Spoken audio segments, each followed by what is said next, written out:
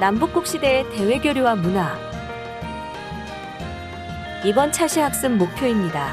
여러분은 8세기 이후 신라와 발해의 국제교류 양상을 설명할 수 있게 됩니다. 한국사에서 가장 해상 세력으로서 가장 유명한 인물은 장보고입니다. 장보고는 통일신라 시대에 살았던 인물인데요. 바로 장보고와 관련 있는 유적이 중국 산동반도에 있는 적산법화원이라는 사찰이고, 아울러 한국에 있는 완도 청해진 유적입니다. 장보고는 해상무역에 중요한 업적을 남긴 사람이기 때문에 장보고를 통해서 당시 동아시아 교류의 일면을 이해할 수 있습니다. 동아시아 세계 속에서 신라가 또는 발해가 어떤 대외 교류를 했는지, 그리고 당시 국제적 풍부한 문화를 그 결과물로 가지고 있었는지, 이런 것을 살펴보는 계기가 될 것 같습니다. 먼저 수업에 들어가기 전 다음 질문을 확인해 보세요. 동아시아 세계론에서 한국, 중국, 일본 등이 포함되는 고대 동아시아 문화의 공통적 지표 4가지는 무엇일까요? 어떤 것이 있을지 생각해 보세요.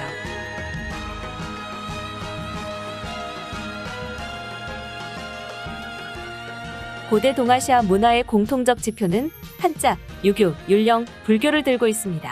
그럼 학습을 시작하겠습니다. 먼저 신라의 국제교류를 살펴보겠습니다. 신라는 당과의 활발한 교류를 통해서 많은 문화를 받아들인 국가입니다. 사신을 파견하고 유학생을 파견하고 승려를 보냈습니다. 그리고 제당 신라인 사회를 형성했습니다. 신라인들이 주축이 된 사찰이라든지 마을이라든지 어떤 기구를, 행정기구를 설치해서 당나라 사회에서 일정한 역할을 했고요. 좀 전에 말씀드린 장보고는 이 산동반도에 있는 법화원이라는 사원, 그리고 한반도 남부에 있는 청해진에 군진을 설치해서 해적을 소탕하고 당시 동아시아 해상무역을 장악하게 됩니다. 신라 역시 일본과도 활발한 문물 교류를 했는데요. 일본과의 문물 교류를 했다는 여러 가지 증거들이 확인되고 있습니다. 그 대표적인 것이 매신라무례라는 문서입니다. 일본 동대사 정창원이라는 창고에는 현재까지도 당시의 신라와 일본이 교류했던 그런 문물들이 여전히 보관되어 있습니다. 그리고 그 당시 당나라와의 무역항으로서는 당항성이 주목되고요. 한국의 서쪽에 있는 성이었고요. 그 다음에 일본과는 울산항이 주목됩니다. 물론 고려시대의 아라비아 상인들이 고려의 병란도를 통해서 상업활동을 했다는 것은 확실하게 증명이 되었지만, 이 통일신라 시기에도 아라비아 상인이 왕래했을 가능성도 있는 것으로 추측됩니다. 지금 지도에서 보이는 발해, 신라, 당, 일본, 거란, 이들 동아시아 세계와의 교류, 그리고 그 교류 물품에 대한 것들이 지도에 표시되어 있고, 그 교류의 방법, 육로, 해로 등이 표시되어 있습니다. 당시 동아시아가 얼마나 활발하게 국제 교류를 했는지 살펴볼 수 있습니다. 발해 역시 마찬가지입니다. 당과의 활발한 교류를 신라와 마찬가지로 했고요. 산동반도에 역시 발해관이라는 기구가 있었습니다. 이것은 흡사 신라관이라는 기구가 있는 것과 유사한 상황이죠. 아울러 일본과도 문물 교류를 했습니다. 초기에는 군사적 목적으로 신라를 견제하기 위한 그런 군사적 목적이었지만, 이후 점차 경제적 교류가 활발했습니다. 일본과의 그 교류를 보여주는 문서들도 지금 일본에 남아 있습니다. 발해는 이 당시 거란, 영주, 당, 신라, 일본 이런 나라와 교류했기 때문에 해로 또는 육로로 가는 길이 어느 정도 정해져 있었고요. 그것들이 바로 문물 교류의 루트였다라고 볼 수 있겠습니다. 아울러 기록에 의하면 신라와 발해의 사이에 일종의 역이 39개가 있었다고 하기 때문에 신라와도 어느 정도 활발한 교류가 있었을 것으로 추측은 되지만 그 증거가 별로 남아있지는 않습니다. 신라도라는 존재는 문헌상으로는 확인되지 않지만 신라와 발해가 문물 교류가 어느 정도 활발했음을 보여주는 그런 것이라고 생각할 수 있겠습니다. 남국시대의 문화를 살펴보겠습니다. 신라 역시 유교와 한자 문화권에 있었고요. 대표적으로 신문왕 2년 국립대학인 국학을 설치했고요. 그 국립대학 설치와 아울러 원성왕 4년에는 일종의 시험 제도인 독서 3품과를 설치해서 그걸 통해서 평가하기도 하였습니다. 그리고 강수라는 사람은 외교 문서의 해독과 작성에 특출한 능력을 보인 걸로 기록되어 있고요.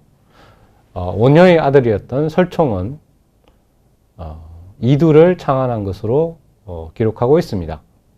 아울러 당시에 김대문은 계림잡전, 화랑세기, 환상기 등과 같은 서적을 편찬했고요. 최치원은 제왕연대력, 개원필경 같은 서적을 편찬하기도 하였습니다. 아울러 향가집으로 3대목이라는 향가집도 편찬을 했는데요. 현재 신라 향가가 많이 남아있지는 않지만 이 향가집이 편찬됨으로써 당시 신라 사회가 이 향가를 종합해서 그것을 서적으로 편찬했음을 우리가 알 수 있습니다. 신라는 불교 문화가 융성했던 국가입니다. 지금 사진으로 보이고 있는 대표적인 불교 유적이 석굴암입니다. 동아시아 불상 가운데 거의 정점에 다다른 작품으로 이해되고 있습니다. 신라에서는 유명한 스님들이 출연했는데요. 대표적으로 원효 스님, 역시 아미타 신앙을 보급했죠. 우리가 나무 아미타불이라고 하는, 그러면 아미타불을 외면 극락세계에 간다라는 그런 사상을 만드신 분입니다. 그리고 의상 스님은 하엄 사상을 정립하였습니다. 원효와 의상이 서로 비교되는 대표적인 통일신라 시대의 두 스님인데요. 이 위에도 당나라로 구법성들이 많이 존재했었는데요. 대표적인 분이 신라 스님이었던 해초 스님입니다. 해초 스님이 쓴 저술인 왕호 천축국전, 천축국을 갔다 와서 쓴 기행문인데요. 천축국은 이제 인도를 가리키죠. 그런 이 왕호 천축국전도 발견이 되어서 신라 스님들의 일정한 역할을 이해할 수 있습니다. 좀 전에 보신 신라 석굴암은 불국사와 연결되는 곳인데요. 이 석굴암의 본전불은 동아시아의 불상에 정점을 이룰 만한, 그리고 이 석굴암의 조형은 인공석굴로서 중앙아시아로부터 중국을 거쳐서 한반도로 유입된 여러 건축 불교 문화의 종합판이다 라고 설명할 수 있겠습니다. 아울러 신라는 불교 문화의 발전과 함께 사찰에 건립된 탑들이 많이 남아 있는데요. 지금 사진에서 보이는 감원사지탑, 불국사탑 등입니다. 이 탑들은 통일신라가 되면 이탑 양식으로 발전하는 그런 모습들을 보이고 있습니다.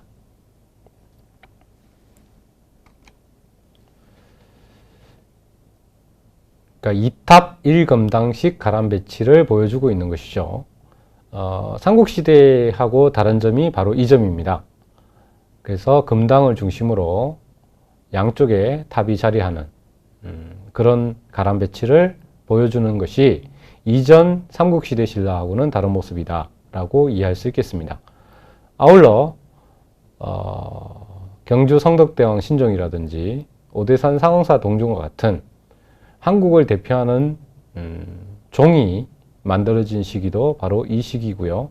상당한 금속공예가 발달하지 않으면 불가능한 한국만의 독특한 음통을 가진 종이라고 할 수 있겠습니다. 신라는 불교 국가였기 때문에 불교의 유행에 따라서 화장법을 장례법으로 많이 사용을 했고요. 왕릉 조형을 함에 있어서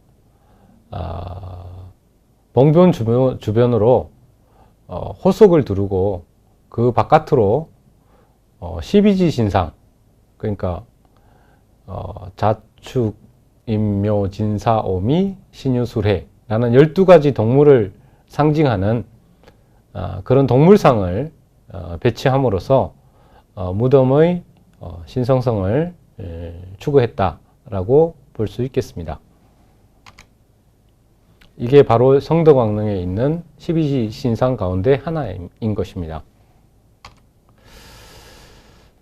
자, 다음은 발해의 문화를 살펴보겠습니다. 역시 유교와 한자 문화를 공유하고 있었고요. 유학교육기관인 주자감, 그 다음에 육보의 명칭도 충인, 의지, 예신, 그리고 지금 사진에 보이는 정해공주 묘지명에서의 높은 한자 수준, 그 다음에 정해공주 묘지명에서도 마찬가지입니다.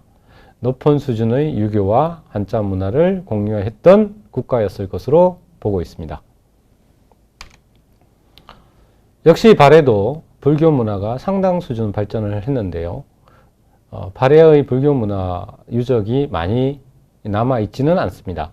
근데 지금 사진에서 보시듯이 이불병자상, 영강탑, 상경성 석등과 같은 이런 유물들을 통해서 발해의 불교 문화 수준을 우리가 살펴볼 수 있겠습니다.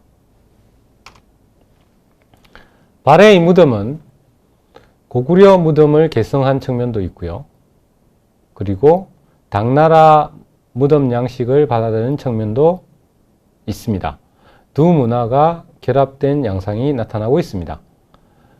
지금 도면에 보이는 정해공주묘는 고구려식 무덤 양식을 보여주는 대표적인 사례입니다. 말각 조정 천정, 그 다음에 돌로 무덤을 쌓은 점, 이런 것들을 보면 고구려 무덤 양식을 개성하고 있습니다. 그렇지만 여기에서 출토된 이런 동물상이라든지 묘지 같은 경우는 당나라의 영향을 받은 것이라고 보겠습니다. 다른 무덤인 정효공주묘에는 벽화와 정효공주묘 위에는 아마 작은 탑이 있었을 것으로 추측이 됩니다. 이런 벽화들은 당나라 벽화의 영향을 받았고요.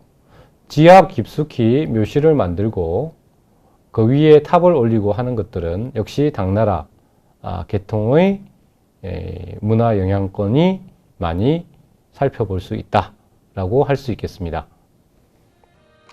이번 차시를 정리해 보겠습니다.